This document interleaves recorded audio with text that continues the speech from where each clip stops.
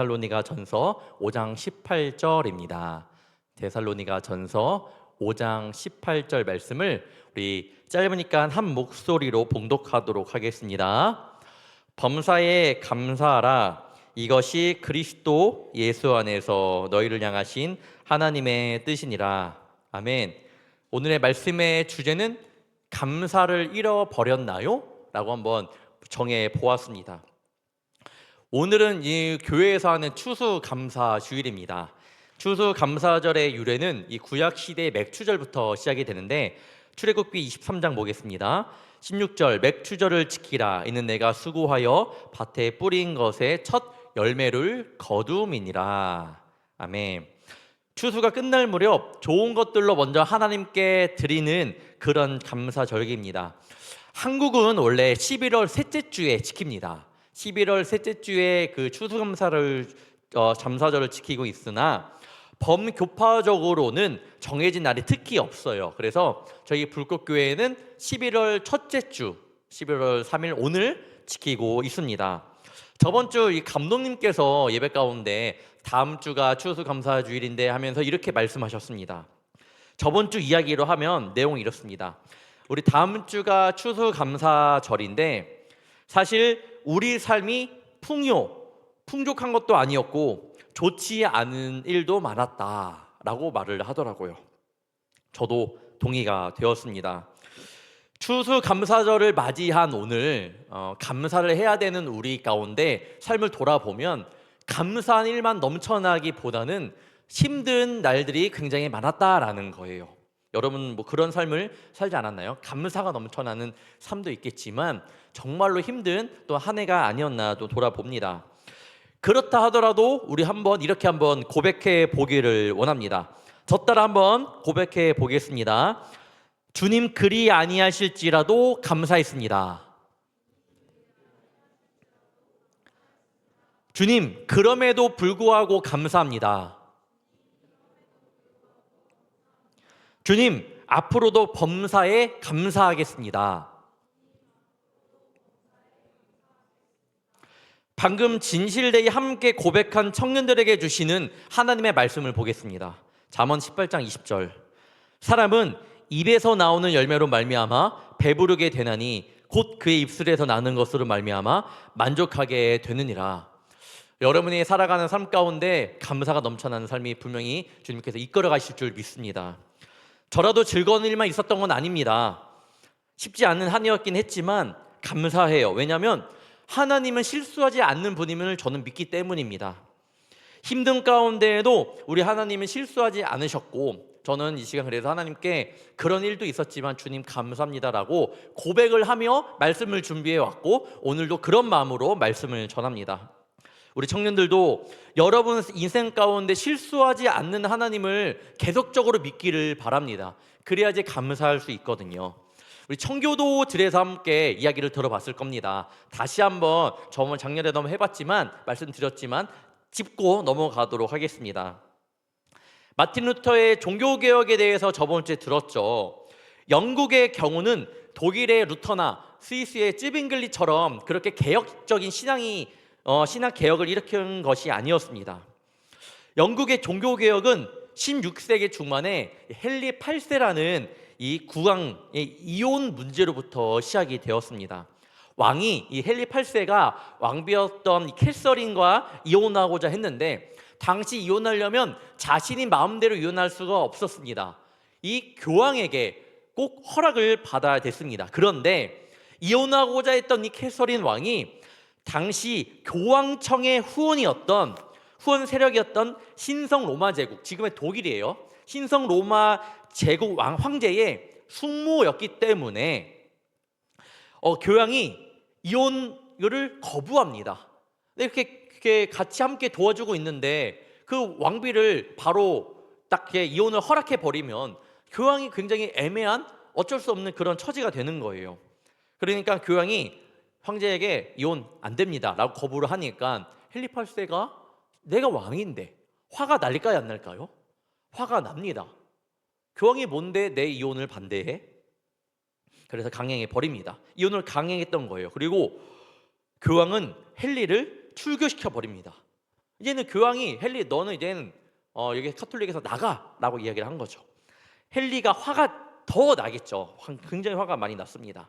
그래서 헨리 8세가 공식적으로 오케이 나도 로마 교황청과 이제는 결별을 선언한다. 그리고 왕을 수장으로 하는 잉글랜드의 국가교회가 출범이 됩니다.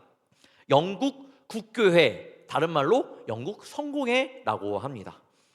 이 말은 왕이 교회의 머리라는 거예요. 왕이 그동안은 교황이 교회의 머리였다면 이제는 왕이 교회의 머리예요. 하지만 헨리 8세는 이혼 문제 때문에 교황에게 화가 나서 결별은 하긴 했지만 뼛속부터 그는 이제 카톨릭의 신앙이 그에게 있었던 거예요. 말만 이제 나간 거지 사실 카톨릭 신앙을 계속 지키고 있었습니다. 자신의 신학 또한 바꾸려고 하지도 않았습니다. 헨리 8세가 원했던 것은 그냥 교황이 주도하는 로마 카톨릭 교회를 왕이 주도하는 교회로 바꾸고 싶었던 거예요. 내가 이 교회를 이끌어가고 싶었던 겁니다. 이를 보고 이건 간판만 바뀌었지 실제는 카톨릭과 다를 것이 없다라고 생각하고 들고 일어난 사람들이 바로 청교도입니다. 바꾸려면 제대로 바꿔야지 이게 뭐야 바뀌지도 않고 이게 겉만 바뀐 거지 속은 똑같구나 라고 이야기를 하는 거예요. 그래서 그들이 찌빙글리식 이런 개혁적인 신앙이거든요. 그 개혁 신앙으로 뭔가 이 국교회를 성공회를 바뀌려고 했는데 개혁적인 이런 성향으로 인해서 청교도들이 굉장히 탄압을 받게 됩니다.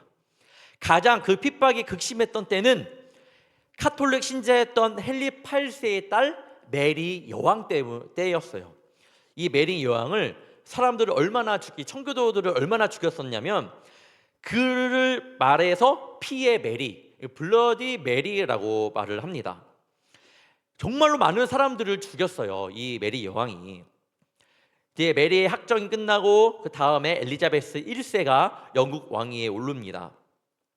이 여왕은요 독실한 크리스천은 아니었지만 지혜로운 정치가였습니다. 그래서 이 청교도와 그 카톨릭 자꾸만 그런 적인 그 종교들 간의 싸움이 있기 때문에 싸우지 마세요라고 해갖고 결국에는 중도적인 정책을 핍니다. 중도 정책이라고 하는데 종교적 평화를 이루어야지만 정치적 안정이 온다고 싸우지 마.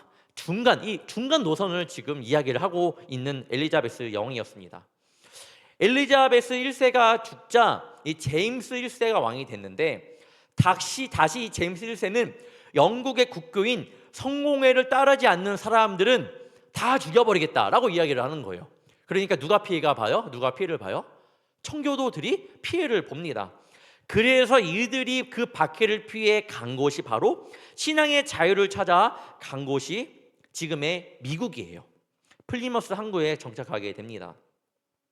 이들이 도착했을 때 신앙의 자유를 떠나갔잖아요. 근데 이들에게 처음에 도착했을 때 온 것은 정말 어려운 난관이었습니다. 강풍과 눈몰아치는 추위와 식량 부족, 질병, 거할집 하나 없는 절박한 그런 상황이었습니다. 그러니까 도착해서 102명이 갔는데 그 가운데 절반이 죽게 되는 그런 안타까운 일이 벌어지고 납니다. 신대륙은 글들로선 물도 다르지 풍토병도 있지 지도는커녕 여기가 어디인지도 모르지 그냥 정말로 겹친 격으로 계속 안 좋은 일만 일어나는 거예요. 땅이 비옥해도 처음부터 땅을 막 개간해야 됐고 농사도 지을 만한 날씨 온도 등에 대한 기초적인 자료도 없었기 때문에 굉장히 힘들었습니다. 그때에 다행히 주변의 인디언 부족에게서 옥수수 재배법을 배우게 됩니다. 또한 여러 이제 그런 거 이제 재배하는 법을 배우게 됐고 결국에는 첫 수확을 그 다음에 얻게 되겠죠. 그래서 그것들을 가지고 감사절을 보내게 되는데 그것이 지금의 추수감사절이라는 겁니다. 네, 이 정도만 알면 될 것 같고 그래서 추수감사절이 시작되었던 거예요. 다시 말하자면 정말로 어려운 상황 가운데에서 시작되었던 것이 추수감사절이다. 여러분 오늘 추수감사주의를 보내고 있는데 여러분 감사할 수 있는 일들이 많이 있나요? 여러분 삶 가운데 많이 있어요? 네, 막 감사가 넘쳐나서 막 감사 노래를 부르면 막 그게 마음이 막 그럴 때가 많나요? 사실 쉽지가 않다라는 거예요. 하지만 우리 이 시간 감사하며 나아가기를 간절히 축원합니다. 진짜 감사는 어렵지만 감사를 느끼는 시간이 되기를 바래요. 아이들을 가만히 보면 감사는 못해요. 우리 애기들 보면 감사를 해요, 안 해요? 못해요. 갓난아기들 보면 뭘 먼저 해요? 불평, 원망들을 합니다. 화를 먼저 내요. 어느 날 저희 어머님께서 예준이 영상을 때 보내준 거예요. 근데 요즘에 뭐 하냐면 그 끄는 자동차 있잖아요. 자동차에 타요. 예전에는 제가 그 자동차에 타더라도 안전벨트를 이렇게 제가 해줬는데 점점 계속 해주다 보니까 자기가 그걸 본 거죠. 보고 나니까 어떻게 해요? 그 다음부터는 자기가 뭔가 만지작거려요. 하나는 자리 밑에 있고 하나는 옆에 있거든요. 이게 밑에 들어서 옆에 꽂아야 되는 건데 오랜만에 보니까 그걸 자기가 하더라고요. 근데 할까요, 못할까요? 못해요. 어떻게 해요? 막 만지작거리다가 나중에 어떻게 해요? 에이씨 이렇게 하면서 막 이렇게 막 옆에 있는 막 탭을 막 치는 거예요. 자동차를 보면서 감사는 저거 누가 알려준 것도 아니에요. 제가 뭐 예준이 앞에서 일 안 돼, 망했어라고 안 하잖아요. 그런데 아기가 그걸 하는 거예요. 뭐예요? 여러분, 갓난아기는 태어날부터 감사합니다라고 말을 못 해요. 그런데 울고 신경질을 내고 때를 쓰곤 합니다. 알려주지도 않았는데 해요. 뭐예요? 감사는 배워야 하는 거고요. 의지를 가지고 해야 하는 겁니다. 군대에 입대하면 제식훈련, 사격훈련을 하는 것처럼 여러분 청년들이 배워야 합니다. 배워야 하는 영적인 훈련은 감사예요. 감사. 여러분 하나의 훈련이라는 겁니다. 목사님 감사가 넘쳐나지도 않는데 어떻게 감사하는 삶을 살 수 있을까요? 여러분 감사도 때로는 배워야 돼요. 그리고 그리 아니하실지라도 그럼에도 불구하고 감사라고 얘기했잖아요. 그런 상황 가운데 여러분 있더라도 한번 주님 그리 아니하실지라도 감사해 보겠습니다. 주님 상황은 이렇지만 그럼에도 불구하고 내가 감사합니다. 한번 여러분의 입술의 열매를 한번 이렇게 감사로 10개씩만 한번 해보시길 바랍니다. 지금은 저에겐 없지만 저에게 오래된 신발이 있었거든요. 다른 사람들이 그 신발을 보면 진짜 거지처럼 보는 그런 느낌이에요. 굉장히 찢어지고 막 색도 엄청 바라고 정말 다 여기 막 구멍도 뚫리고 그랬거든요. 근데 제가 그 신발을 계속 신었습니다. 왜냐하면 제가 결혼할 때쯤에 저희 장모님 장인 어른이 사주셨거든요. 그래서 그거를 버려라 해도 제가 버리지 않았던 이유가 너무나 감사해서 버리지 않았습니다. 근데 전에 오히려 제 아내 어머님이 합작하여 오래전에 그 신발을 갖다 버렸어요. 좀 마음이 아프고 굉장히 좀 그 마음이 그랬는데 진짜 제가 아꼈던 신발이었거든요. 여러분 왕이 꽃을 주면 그건 꽃이 아니라 뭐예요? 어사화라고 합니다. 어사화를 받으면 알량한 꽃 한 송이를 받고도 뭐라 해요? 성은이 만극하옵니다 라고 말해요. 성은이 만극하옵니다. 꽃 한 송이를 받아도 왕이 준 거니까 성은이 만극하옵니다 라고 이야기를 합니다. 꽃을 누가 주셨는가에 따라 성은이 만극하게 감사하면 받는 거라는 거예요. 꽃의 원천이 왕이기 때문에 그 꽃이 소중하다라는 겁니다. 제 오래된 신발의 원천 또한 장인어른 장모님의 사랑이었기 때문에 특별한 것처럼 여러분의 삶의 자락 그 하나하나가 하나님께서 주신 것이라면, 여러분의 삶의 자락 하나하나가 하나님께로부터 온 것이라면 모든 순간이 여러분 감사의 제목으로 바뀌어야 되지 않을까요? 나에게 때로는 그리 아니하시라도 같은 그런 상황, 그럼에도 불구하고 라고 고백할 수 없는 상황이 오더라도 그것을 주신 분이 하나님이라면, 나의 삶을 하나님께서 허락하신 삶이라면 여러분 그 가운데 감사할 줄 아는 청년이 되어야 되지 않겠습니까? 본문에는 사도 바울이 데살로니가 교회를 향해서 감사 훈련을 권면하는 장면이 나옵니다. 굉장히 데살로니가 교회는요 칭찬을 많이 받는 교회예요. 정말 칭찬 많이 받는 교회인데 이들에게 필요한 것이 바로 감사의 훈련이었습니다. 도대체 감사가 무엇이기에 사도 바울은 감사해라 라고 훈련을 했을까요? 오늘 반대로 말씀의 주제처럼 감사를 잃어버리면 어떤 삶을 살게 되는지 함께 잠깐 말씀을 나누도록 하겠습니다. 첫 번째는 여러분 탕자 이야기예요. 탕자 이야기. 누가복음 15장에 보면 탕자 이야기가 나오죠. 여기서 문제, 탕자가 몇 명일까요? 탕자가 2명. 네, 제 말씀의 줄이었습니다. 탕자 이야기, 탕자는 두 명이에요.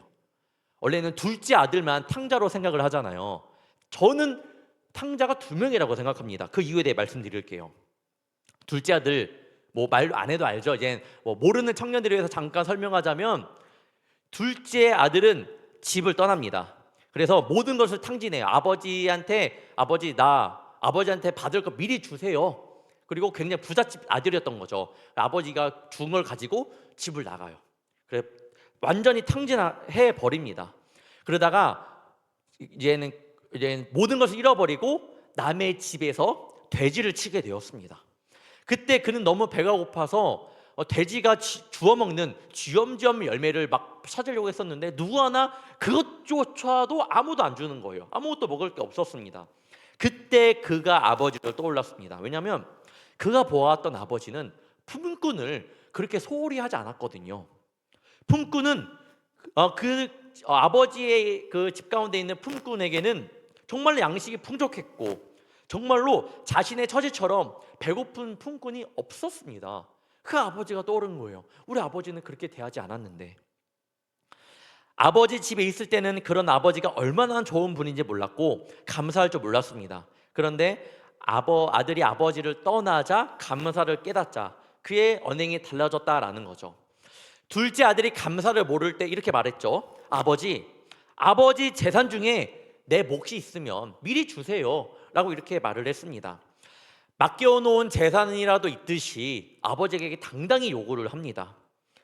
기본적으로 그리고 떠납니다. 기본적으로 그들의 품꾼보다도 더 잘 먹고 잘 살았는데 그것으로 부족해 자신의 분깃을 달라고 하고 그 아버지의 집을 떠나는 둘째 아들이었습니다. 여러분, 당연한 것을 당연하게 여기면요 감사를 잃어버립니다. 기억해야 돼요. 둘째 아들이 아버지가 주는 것이 당연하게 생각했고 당연하게 여기니까 감사를 잃어버린 것처럼 여러분 가운데 주어진 당연한 것들 가운데 당연한 것으로만 연기하면 그 당연한 것들, 그걸 당연한 것으로 여긴 것 때문에 감사를 잃어버린다라는 것을 꼭 기억하기를 바랍니다. 그가 그렇게 고생한 후 어떻게 고백합니까? 말씀 보겠습니다. 누가복음입니다.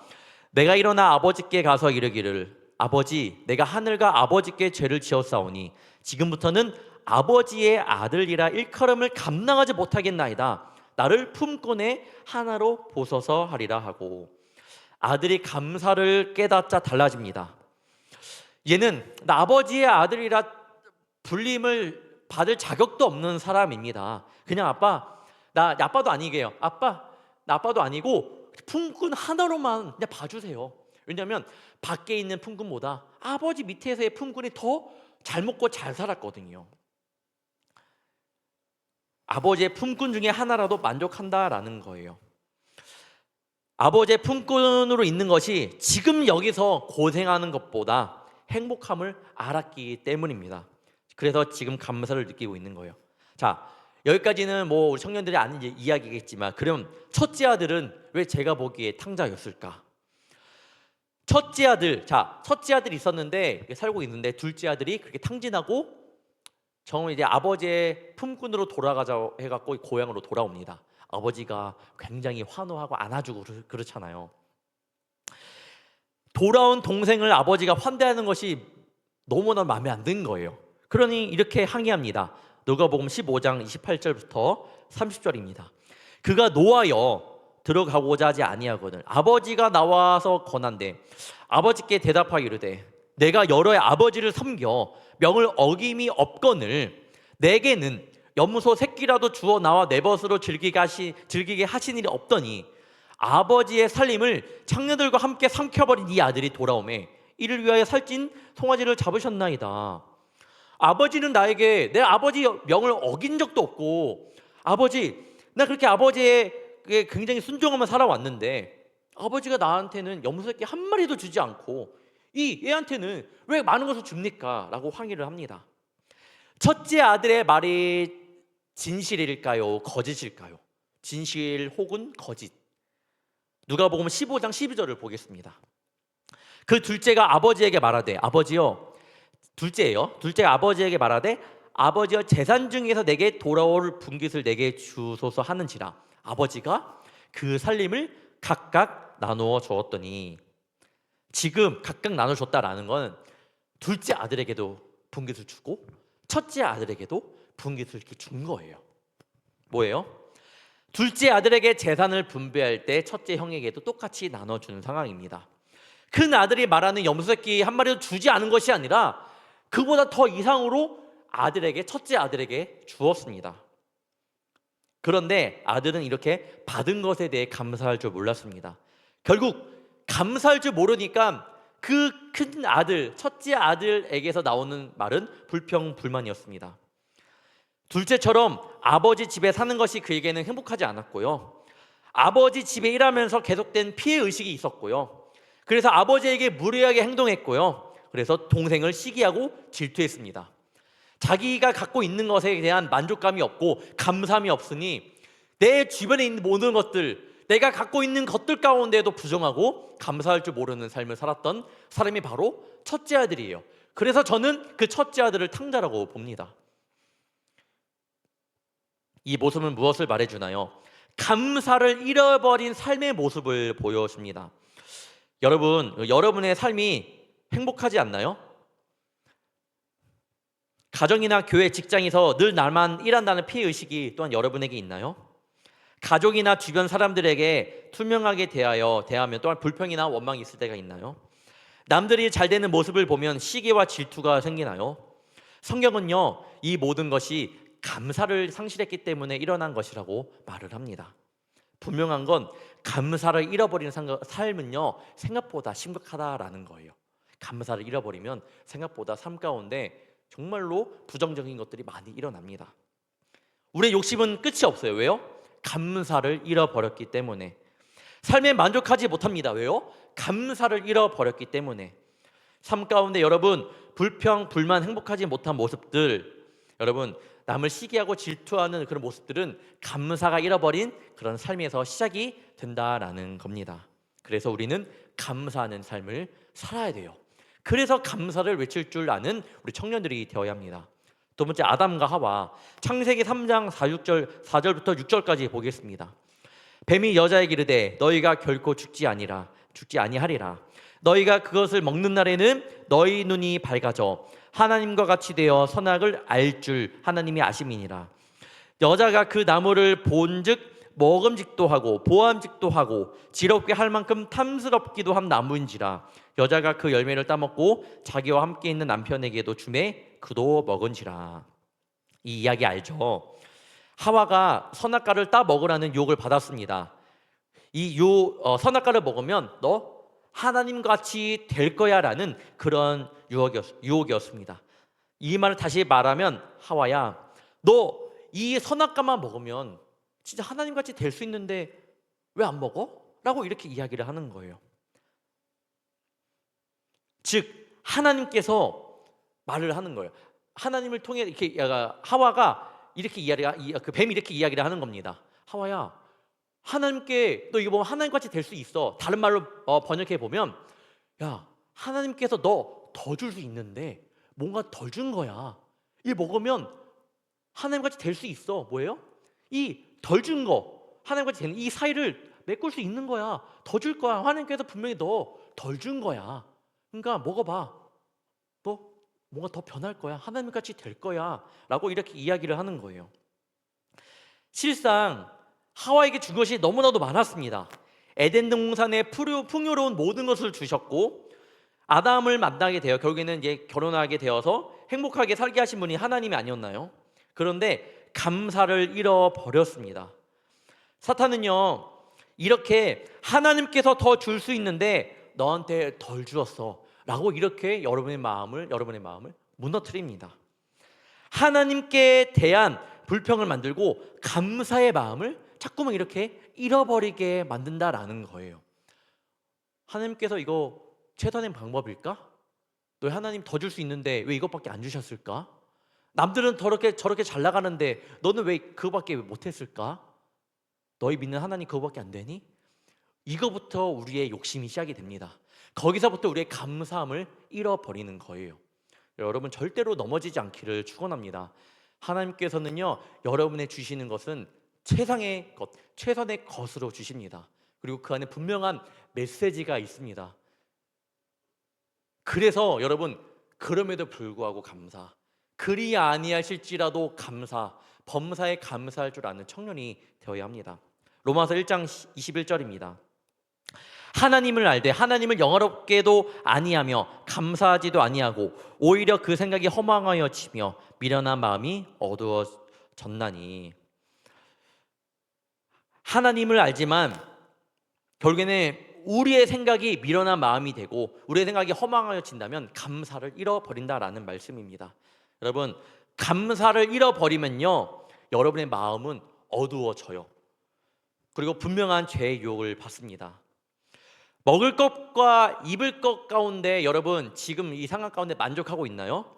감사하고 있나요? 감사하다면 어떻게 물질의 유혹이 우리 가운데 있겠습니까? 우리 부모님이 세상의 부와 명예를 가지지 못했지만 여러분 감사하고 있나요? 감사하다면 어떻게 우리 삶의 금수저, 다이아몬드 수저를 부러워하나요? 잘 보면 그런 가운데 부러움과 시기와 질투와 감사하지 못하는 삶, 불평과 원망 가운데 보면 감사가 없다라는 거예요. 오늘 그걸 말해주고 싶습니다. 여러분, 감사와 불평, 불만, 시기, 질투는요 반비례예요. 반비례. 절대 같이 가지 않습니다. 꼭 기억하기를 바라요. 말씀을 이제 마무리하려고 합니다. 추수감사절이 시작된 그 청교도들이 추수감사절을 보냈던 그 첫 번째 시기, 첫 추수감사절이겠죠. 어땠을까요? 그들은요 풍족하지가 않았습니다. 그리고 102명 가운데에 그 청교도들이 넘어왔잖아요. 근데 여러 풍토병과 여러 질병으로 인해서 절반이 죽었잖아요. 그러면 이들이 맞이하는 첫 번째 추수감사절이 기쁠까요? 슬플까요? 기쁜 마음보다는 그때를 생각하면 마음이 아파요. 당연히 기쁘게 추수감사한 게 감사하지만 그런 마음들이 있을 겁니다.